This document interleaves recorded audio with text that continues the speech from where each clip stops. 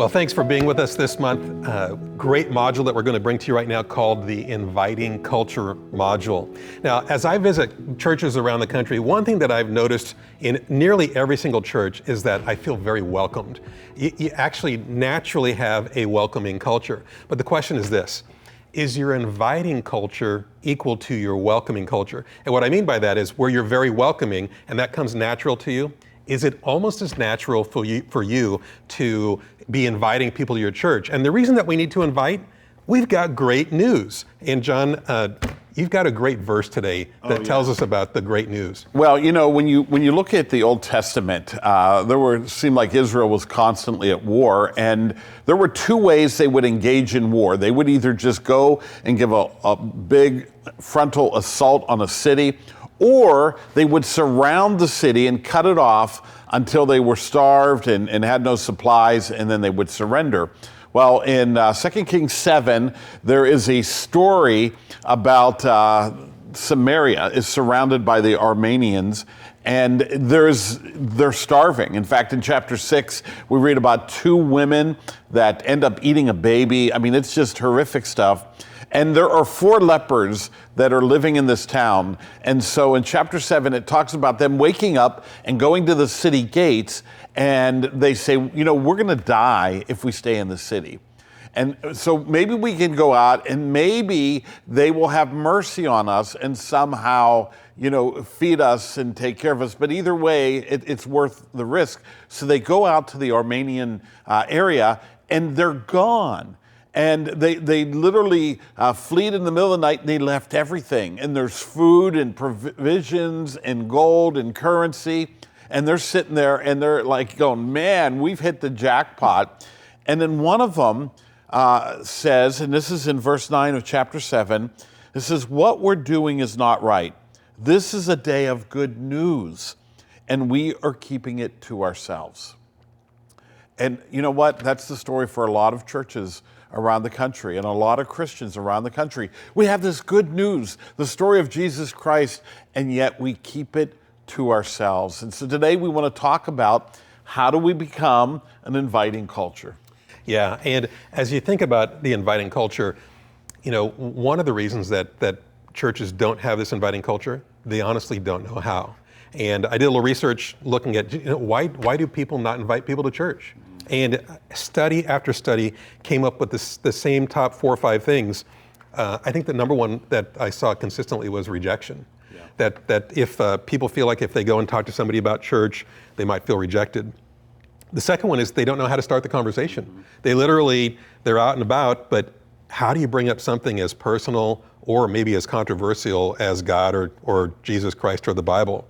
And that's the third one also, and that is it's too much of a personal discussion with people, right. And they don't want to bring that up because they're fearful that because this is, you know, everything has to be so socially correct right now, politically correct, we can't bring up those things. You know what's funny is, and you know, you're probably like this, like you've invited people before. Have you ever had someone that would, you know, yell at you or scream at you? I mean, I don't think I've ever had that happen. One time though, I was in Colorado Springs. I was going to Bible college, and we went street witnessing, which is like my biggest fear, to just go up to people on the street. And so I was like, you know, God help me with this, and I really don't want to be here. And so the first guy that I went up to, I talked to him. And I had something in my mind, and I just said, hey, you know, do you want to become a Christian? It was really awkward, whatever I said. And he looked at me and he said, yeah, I would like that. And I was blown away. But you know what it was? God prepares the hearts before us. We think that we're going on a mission by ourselves. The Bible says he is the Lord of the harvest. You're not the Lord of the harvest. He is preparing people's hearts, and they respond. Yeah. So isn't it interesting that God goes before us and prepares their hearts, but sometimes we're not even prepared to go out and talk to those people.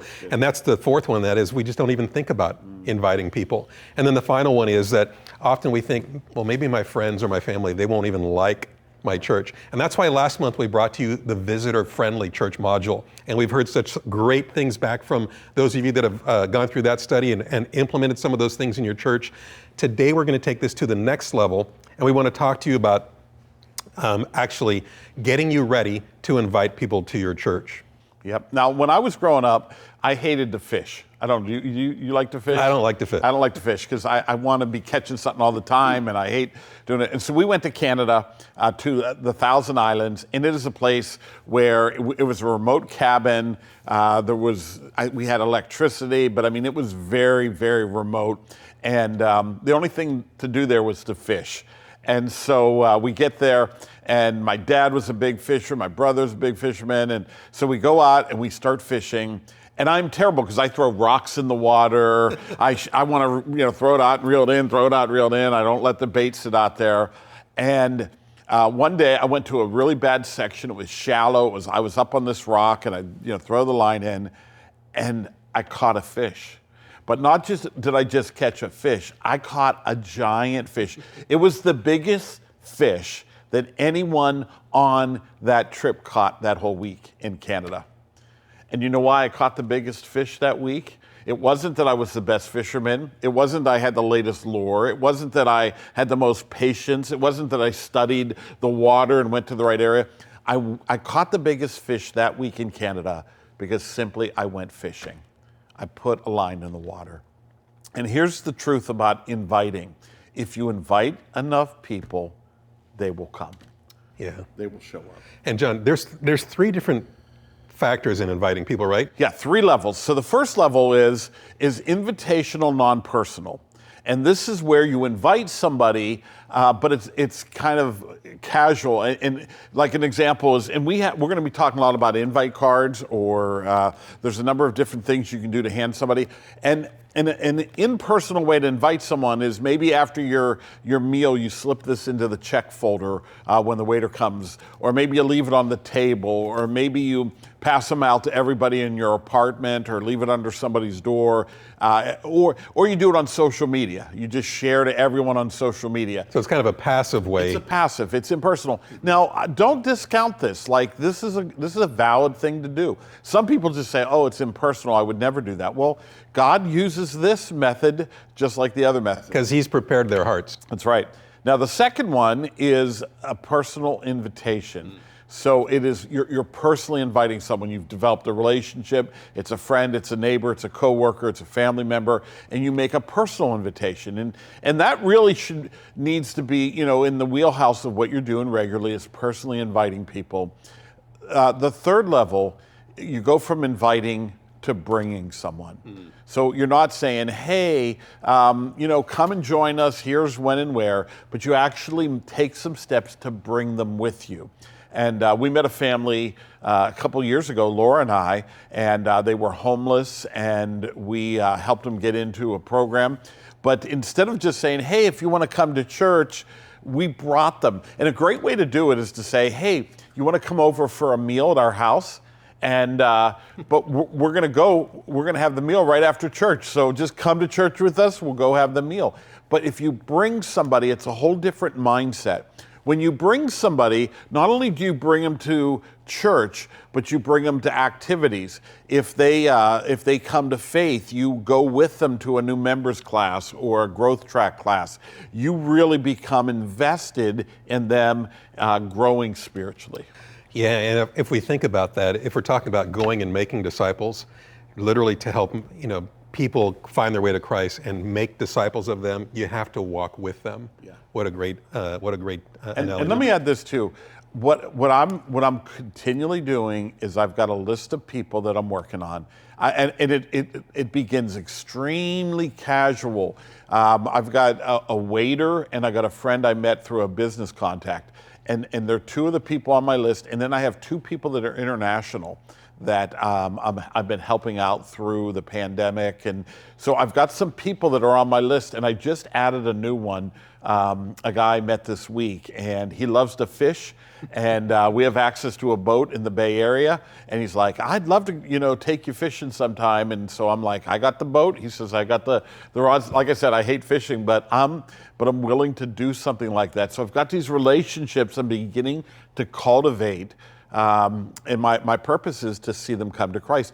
Several years ago, I was in the Czech Republic, and I met a teenage girl. I was teaching English as a second language as part of a mission trip.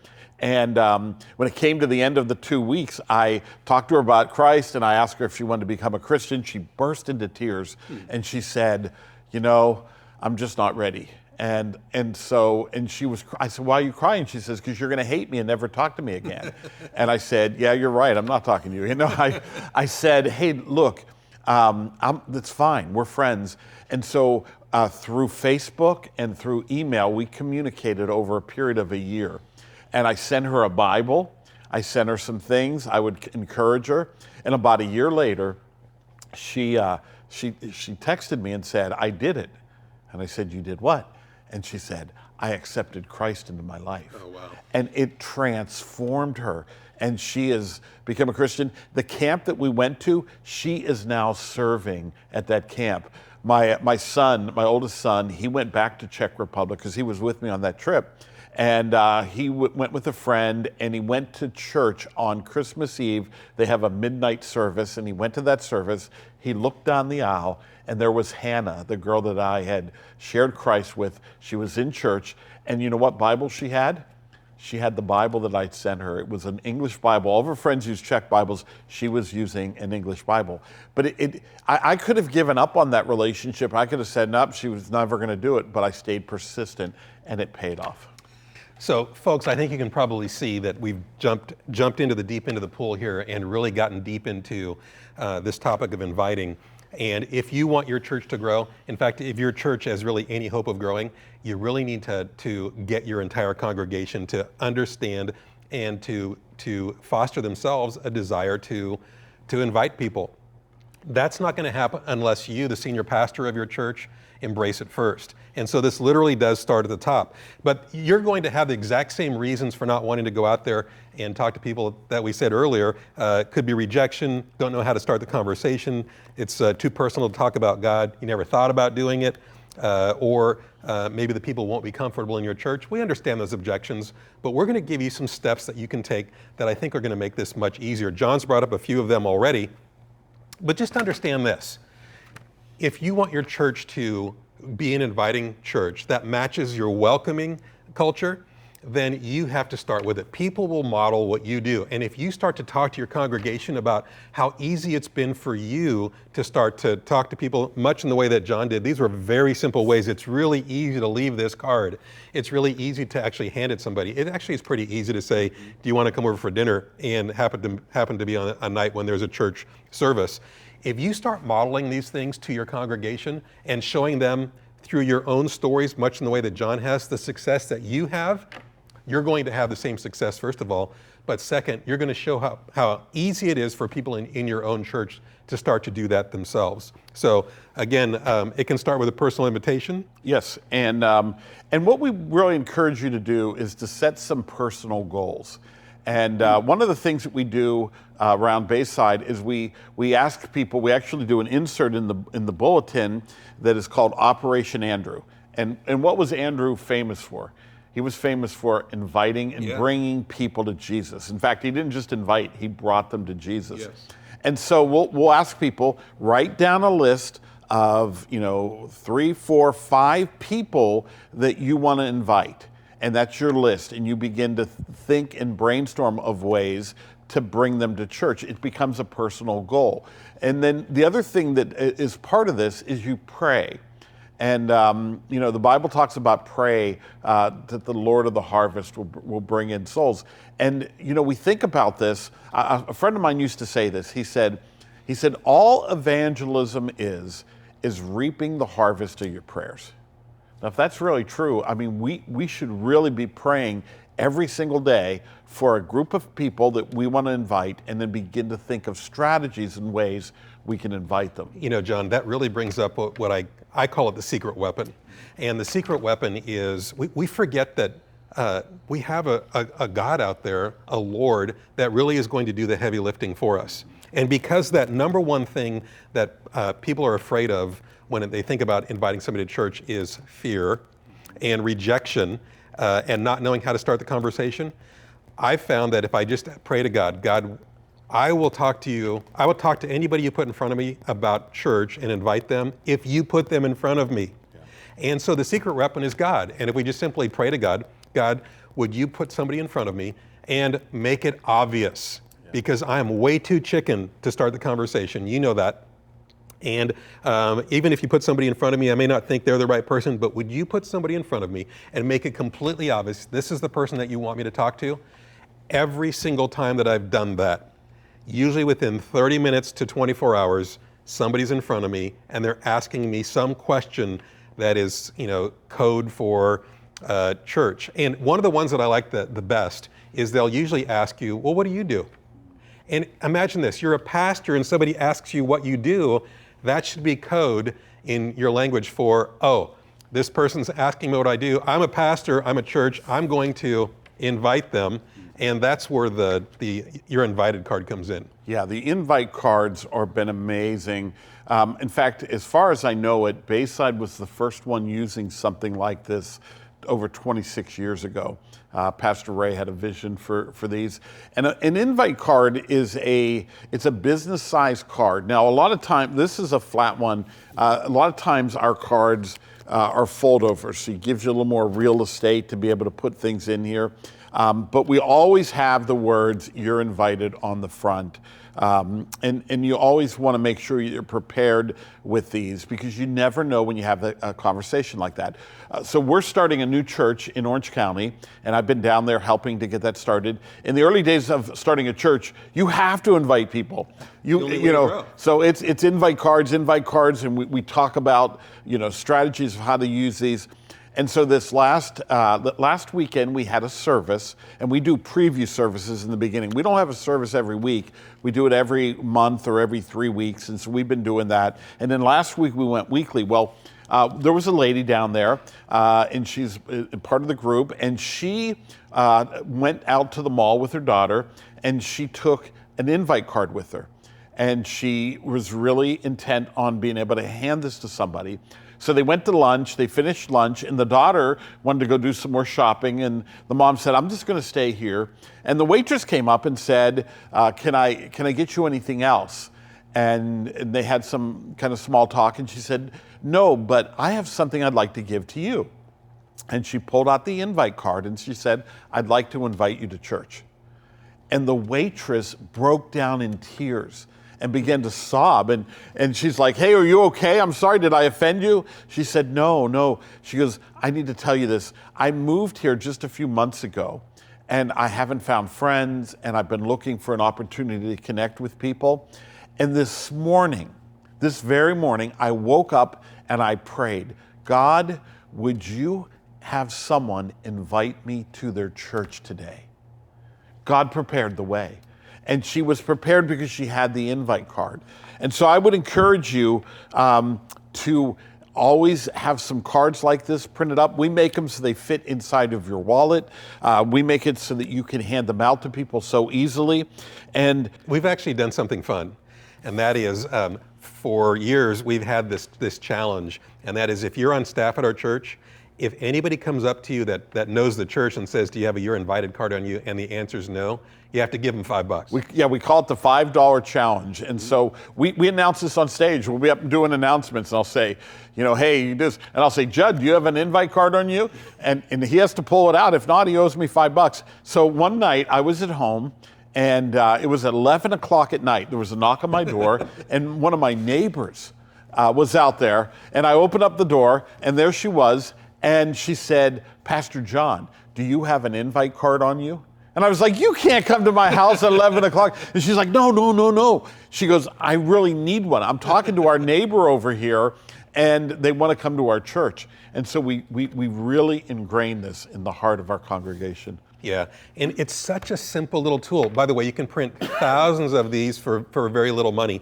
But there's a few things and it's such an important tool, there's a few things that we want to tell you that absolutely need to be on these cards. Yeah. The first one is, it has to say, you can see it right there, you're invited. There's something about that personal invitation. And we put that all over. We put it on street signs because a lot of people feel like they're not welcome in church or that it's a private club. People don't know. They don't know about church. And so they want to know, hey, everyone is invited. And so you want to make sure that's on there. Now, the other part of this, we'll walk through this list, but I wanted to slip this in. we always think of the phrase you're going to say. Yeah. And the one that we use around here is, I pastor a church for people that don't like church. And it's amazing the responses you get from this. And one time, Laura and I, we were actually in a court case. We got involved in this court case. It was before a judge. It was kind of a really heated thing that was happening. And we were on one side with lawyers, and there was another lawyer that was very vicious on the other side. And it was a very contentious thing. And so during this court case, there was a recess, and we came back. And in front of the entire courtroom and everyone, the attorney on the other side said, "John, what do you do for a living?" And in front of the whole courtroom packed with people, the judge and everyone, I said, "Oh, I pastor a church for people that don't like church." And she said something like, "Well, that must be a very popular church." And I had a chance, and she said, "Tell me about a church. What does it mean?" And I got a chance to unpack the story for the entire courtroom about Bayside and what we do. And so having the invite cards are so important because when you're in a situation like that, not only do you talk to them, but you can hand them the invite card. So you begin with invite on the front. What else do we do? Yeah, and just one other thing, if you're a person that says, well, I'm not really comfortable saying I pastor a church for people that don't really like church, come up with your own phrase. Another one could be, I pastor a church for people that are trying to figure out if God really exists. Yeah. But just something that is so short and concise, but most importantly compelling, that when you say it, it begs them to say that next thing. At the courtroom it was, that must be really a challenge. You want them, if you say, I pastor a church for people that are trying to figure out if God exists, they're going to say, how do you do that? Yeah. You want it to follow on to the next question.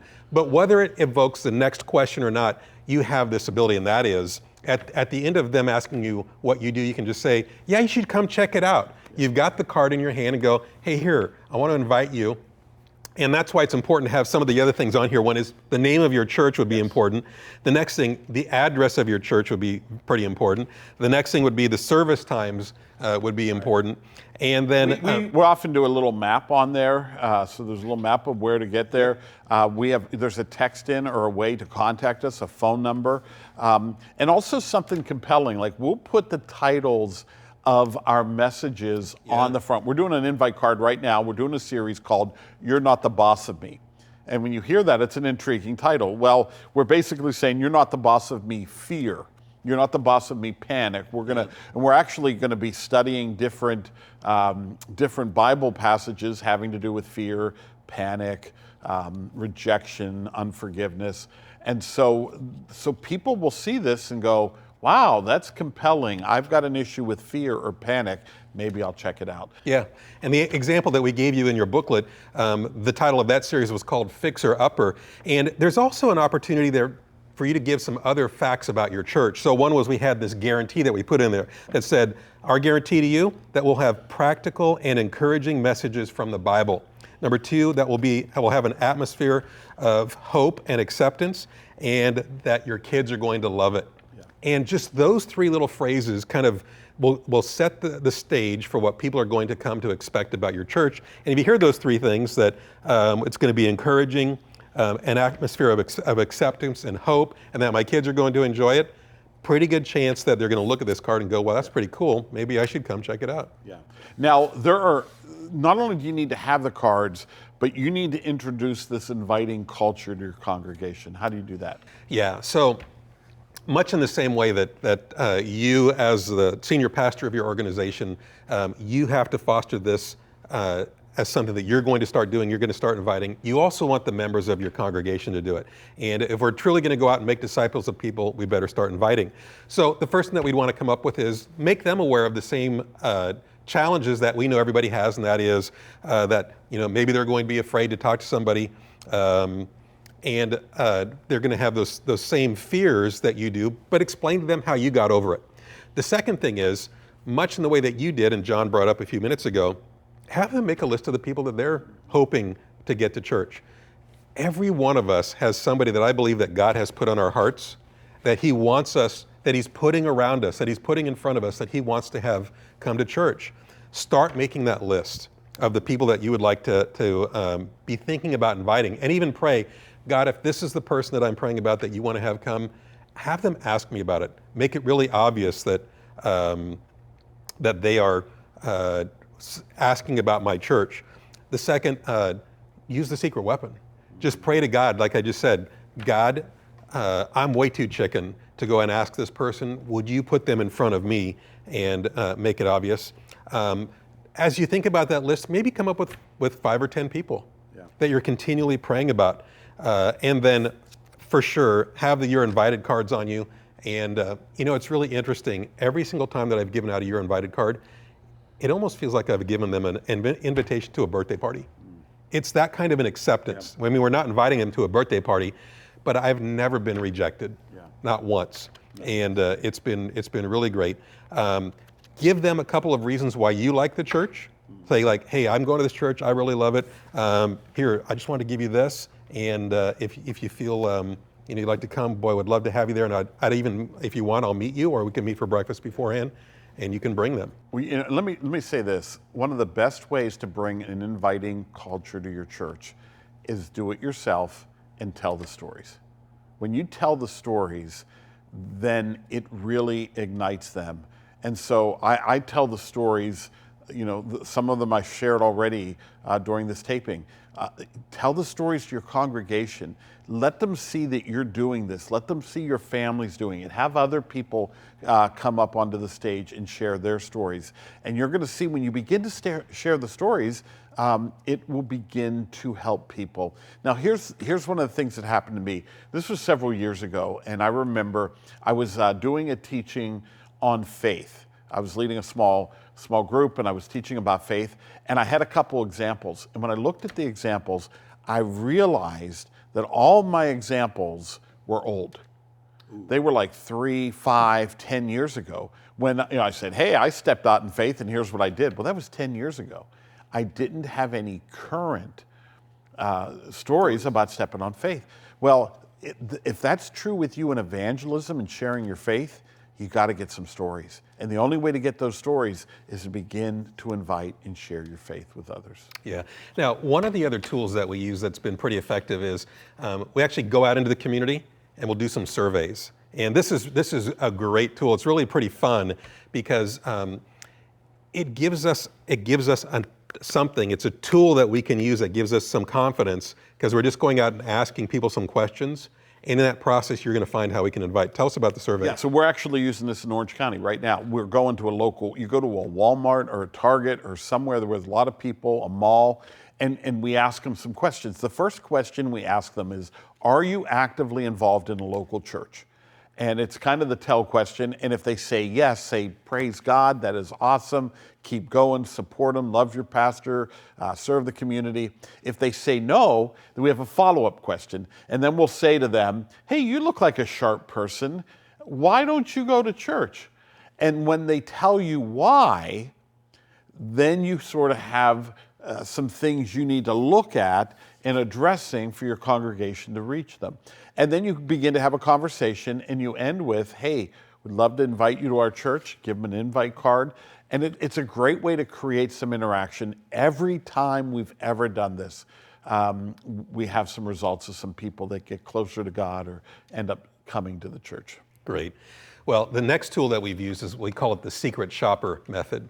And the secret shopper is where we go to people that are close to us, friends of ours, family members, and we just simply ask them, hey, we're in the process of redoing some things at our church. We want to know if it's going to be accepted by the outside. Would you mind coming to church? And I know that you don't go to our church, but would you mind coming kind of as a secret shopper? And I want to give you just 3 or 4 things to look at, but ask them if they will come and come as a new person to give you feedback about your church. Now, they're all coming thinking, great, I'm going to help my friend here. I'm going to give them feedback. And so many times what happens, they come and they're like, this was actually pretty good. Yeah. And maybe I should come back. So just some really simple questions that you're going to say, hey, I'm going to give you some things that I want you to be thinking about. Number 1 was, how easy was it for you to find the church and to park? When you were walking up to the church, how did you feel? Did somebody greet you? And was it, did you feel kind of, it was welcoming? Was it daunting? Was it scary? Was it clear where to go when you're on there? So these are questions you're kind of preloading them with. You can actually text them the list of questions. Did you find this? How did you find the sermon? Was it? Did you like it? Did you enjoy it? Did you understand it? That could just simply be a yes or no. Did you understand everything that we talked about? And in so many churches, all churches have a liturgy. They're doing some form of religious practice. And is the liturgy that your church is practicing, is it understandable to the brand new person? And if not, then we just need to explain it. We don't need to do away with it. We just need to explain what we're doing so that they become comfortable with it. And so did you understand the elements of the church? And then finally, what improvements would you tell us? What would you tell us to do that could improve so that if a new person comes in for the very first time, they would feel comfortable? As you came in for the very first time, if you were uncomfortable at any moment, how could we make you more comfortable? And again, so many times I've done this and people have left going, I really liked it. I think that I'd actually like to come back. So that one really works. Yeah. And then there's another one, and this is kind of follows along the same line, inviting friends to volunteer. Yeah, so I don't know about your church, but literally every church that I've ever been to, we can always use more volunteers. In fact, as we go and consult with churches around the country, the two most common questions we get is, how do we get more people to come into the church, and how do we get more people to volunteer? So we're always short on volunteers. One of the things that I learned is kind of another secret weapon to inviting people to church is invite your friends to come and help you in the area that you serve. So if you're serving in the tech capacity in the church, you're kind of behind the scenes, plugging in the wires or getting the microphones set up. My experience is most of our friends like doing the things that we like doing. If I like tech, my friends probably like tech as well. And so I found that it's way easier for me to invite my friend to come and help me work on the weekend as opposed to come and invite them just to come to church. Yeah. Way easier to go, hey, on Sunday, I work in this children's ministry at our church and we're a little bit overloaded. Could you come and help me do that this weekend? It's just an hour. It's actually pretty fun and we'll get to hang out a little bit, but I could really use your help. And my experience is when we ask our friends for help, inevitably they're in almost 100% of the circumstances, unless they're busy or something, they'll be there to help you.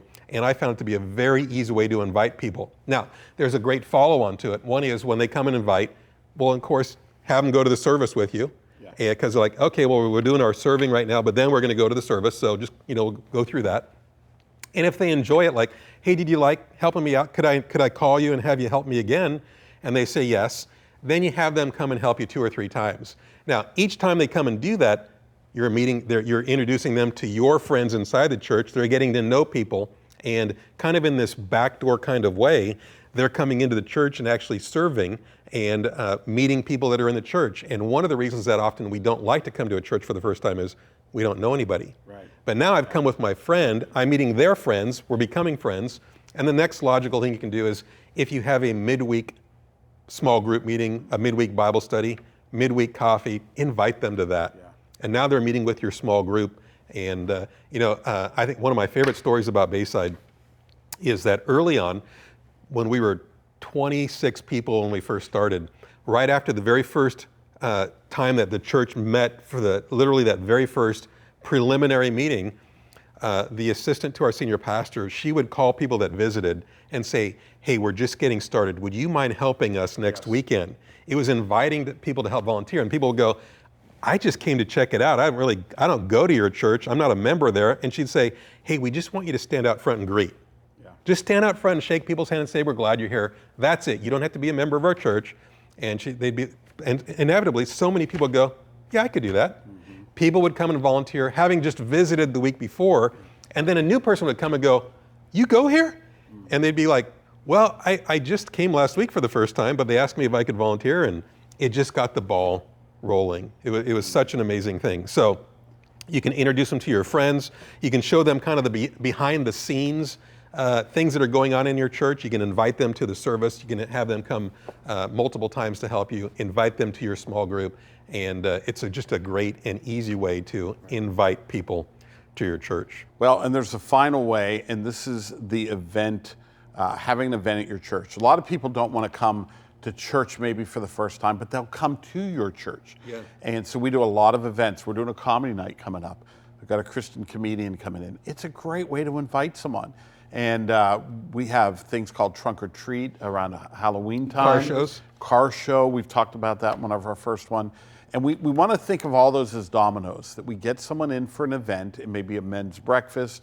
It can be a number of things, and it's a domino to get them to the next event and ultimately to get them to church. And it's a great way. And we'll do a whole module on events because it's such a big topic. Yeah. And you know, some of the events that you have during the year, Easter, Christmas, Mother's Day, Father's Day, these are just big events. At Christmas, we do a light show. Super Bowl Sunday has been a big one for us. We do some things on Super Bowl, and a lot of people show up. Yeah, and that comedy night, I mean, it's so easy to invite your friend or your neighbor to a comedy night. Well, hope this has been a great module for you. There's 4 things that we want to leave you with as your next steps. The first one is, can you just commit to talking to people? Can you just say, you know what, I'm going to make a list of the people that I can't wait to see in church. I'm going to be praying over those people.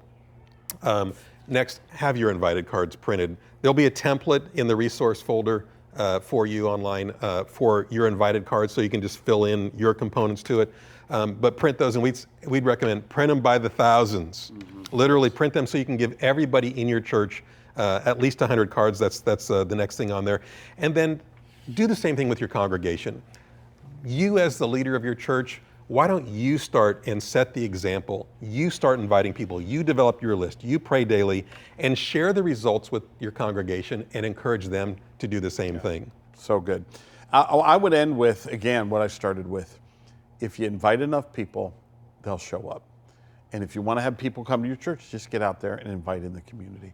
Yeah. And social media, online, it'll make a huge difference for eternity. Yeah. Thanks for watching. We'll see you at the next module.